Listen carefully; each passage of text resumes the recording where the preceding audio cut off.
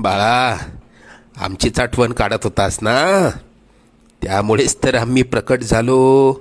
अरे मायबाप मानतोस ना आम्हाला, मग तुला पैशांची गरज असताना सांगायचं ना.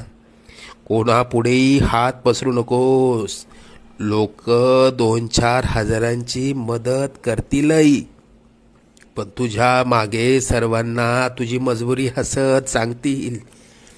आता तुला कोणापुढे हात पसरण्याची वेळच येणार नाही. तू आजपर्यंत भरपूर दुःख सहन केलंस. लवकरच तुझ्या रडक्या भाग्यात सुखाचे दिवस येतील. तुझ्या मनात असलेली इच्छा पूर्ण होऊन अक्कलकोटला पेढे घेऊन येणं होईल. येशील ना आम्हाला भेटायला अक्कलकोटला? सगळं मनासारखं होईल. निश्चिंत राहा.